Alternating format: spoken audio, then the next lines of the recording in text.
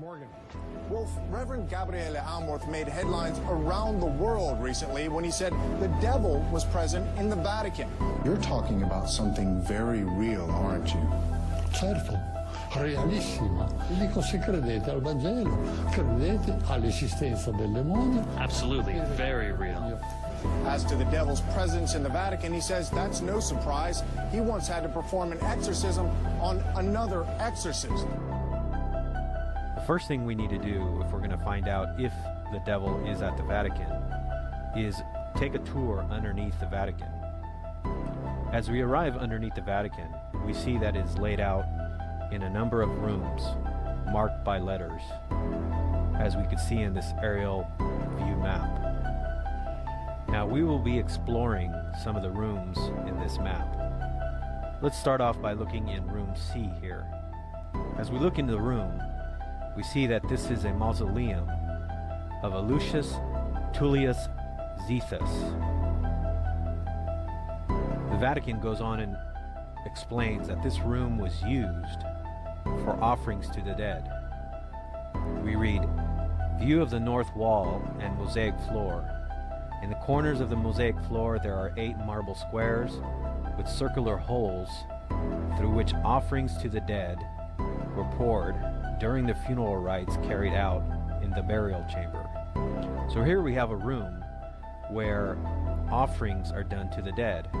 That's pretty common in Catholicism. Now if we look in the next room, room E, so here in this room they have a vase which has the image of a Medusa. So here underneath the Vatican we have a Medusa.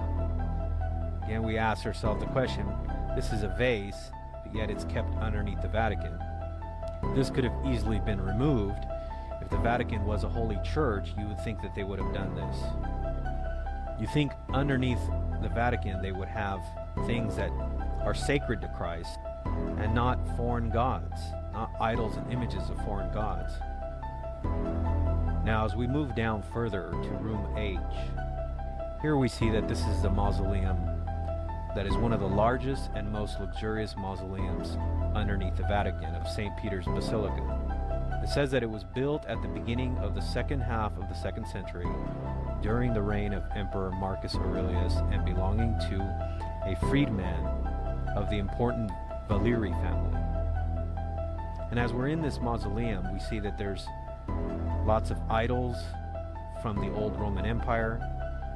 We ask ourselves, why does Rome keep these idols down underneath St. Peter's Basilica? You would think if they were Christians, they would want to clean all this out. I can't imagine anybody who has a true church would keep idols in their churches, especially pagan idols. Where have we seen this before?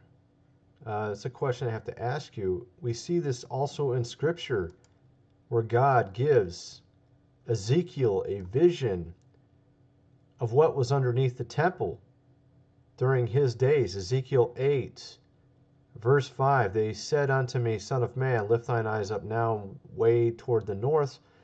I lifted up my eyes toward the north. Behold, northward at the gate of the altar, this image of jealousy in the entry. He said therefore unto me, Son of man, see what they do, even the great abominations that the house of Israel committeth here.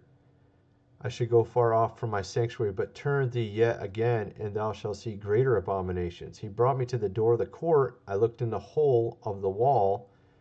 He said unto me, Son of man, dig now in the wall. When I digged into the wall, behold, a door. He said unto me, Go in, and behold the wicked abomination. So here we go. He found a secret door. Okay, a secret door that was, in a sense, underneath the temple. All right? And he would see greater abominations, sort of like what we see under the Vatican.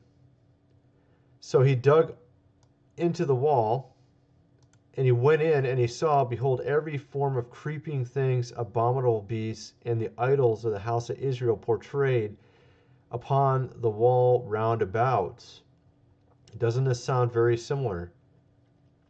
And there stood 70 men of the ancients of the house of Israel. In the midst of them stood Jezaniah, the son of Shaphan, And with every man his censer in his hand, and a thick cloud of incense went up. Then he said unto me, Son of man, hast thou seen what the ancients of the house of Israel do in the dark, every man in the chambers of his imagery?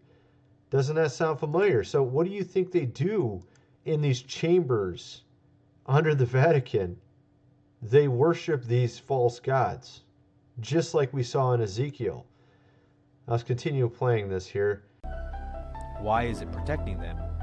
If it was a true church, it couldn't be doing it for the sake of art, especially with all the evil things that are happening in the Vatican. And as the priest earlier said, that evil does exist, the devil is real, as he admitted. But the hypocrisy of all of this is that they have all these evil images and idols underneath the Vatican of St. Peter's Basilica. We also see two figures of genuses with bat wings also portrayed on the walls. Again, this is supposed to be a holy church and a holy place. Now, this is supposedly all there for many, many years. As we move into the next room, room I, the details of the mosaic floor with Mercury and Pluto's chariot, they go on and explain that this theme is an explicit reference to the overcoming of death and the return of the afterlife.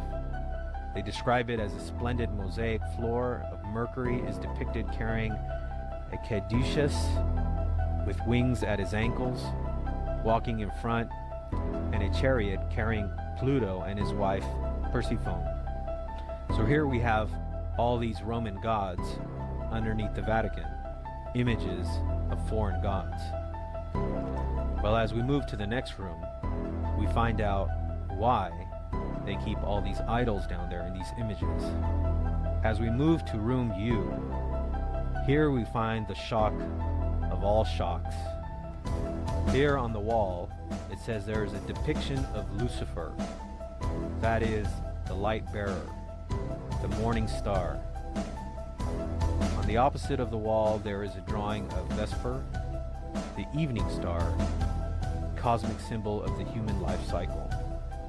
We find out that when we get to room U, here we have a clear depiction of Lucifer underneath the Vatican at St. Peter's Basilica. We ask ourselves, why are they keeping this image of Lucifer underneath the Vatican? Again, you would think if you're a Christian church, you would not want to have any of these images. Now we know that. Now, I was going to mention also that I've seen numerous videos of people saying they were taken under the Vatican for some sort of strange cultic ritual. And usually there were children, the ones that report about this, they're children that are brought into these rooms. And, it's pretty unspeakable what they do in these rooms. Now, they say it's under the Vatican, but I'm kind of curious if it's in these rooms or if it's in a different room that we're not aware of. Perhaps like with Ezekiel, they have secret chambers and doors to other rooms that these are just the ones that have been made public that we know about. And that there's actually other ones as well that are there that are even more vile, even worse. All right, now here is actually a very interesting a picture of, let me see what it was called. I forgot what they call this room, but you can see it has snake eyes, and it also has this very abominable display, which you can see right here. And this is where, the Pope is sometimes at. I'm sure you've seen pictures of this. I'm trying to remember what they call this room. He mentions it, I think right here, Audience Hall, that's what they call it. Paul VI Audience Hall is a building in Rome, seating capacity 6,300, designed 1971. And you would think if they have a room like this that they would want to glorify Christ, but instead what we have is some sort of fangs and eyes, reptilian skin. And this is why people say it's run by reptilians. And then you have this horrible display here in the background. Looks like dead souls in hell or something. Why would you make such a horrible thing? And why would you put that in allegedly a Christian place? So this is why it's such a joke, that this is not a Christian place. All right.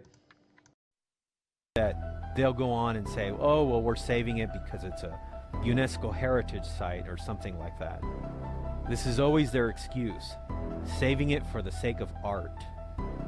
But for the true Christian, this is not an excuse, because we know if you're giving glory and propaganda to false deities and false pagan gods, what are you doing?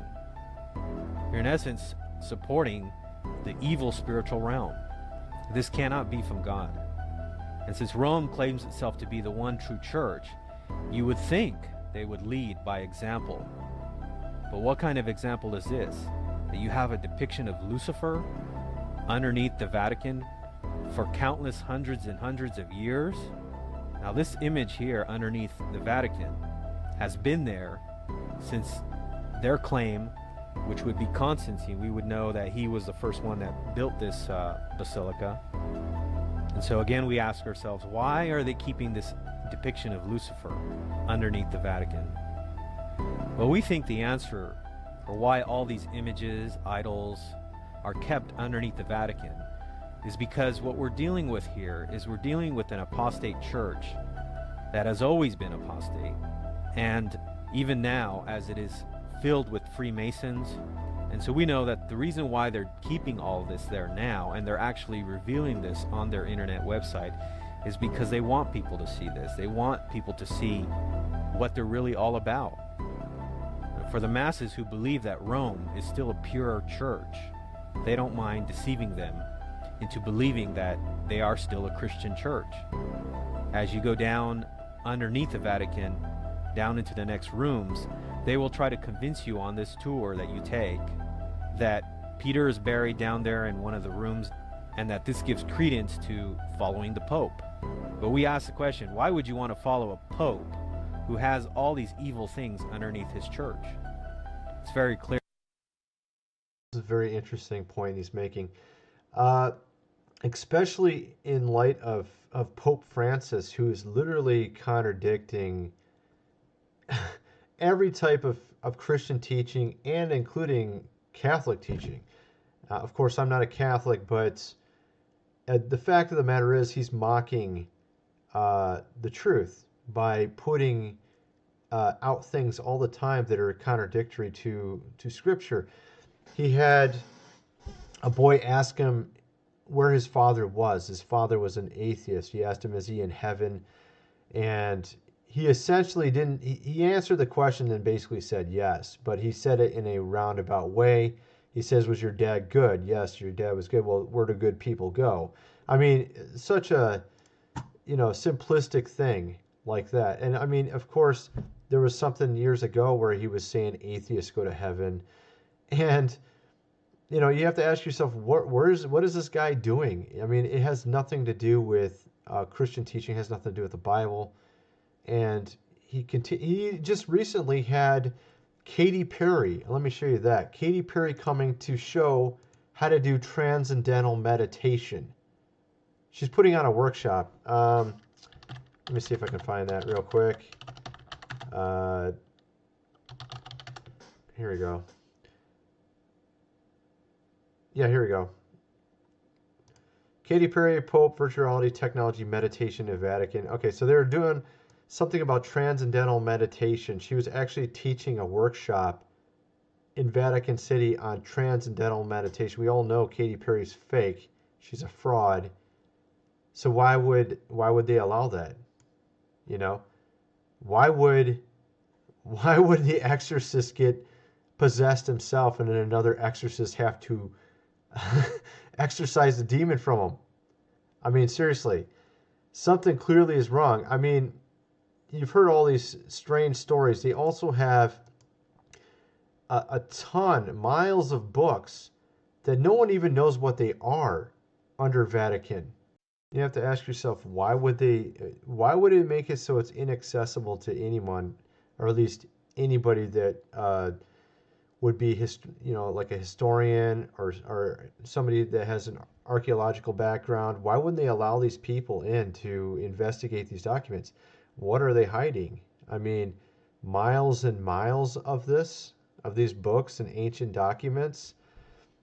Perhaps there's something they're hiding within these documents, maybe things they've done wrong in the past. That's the question you have to ask. It's just very strange, why they have all these idols underneath the Vatican in the basement. Why do they have all these records sealed that no one can read or see? These are the questions we have to ask.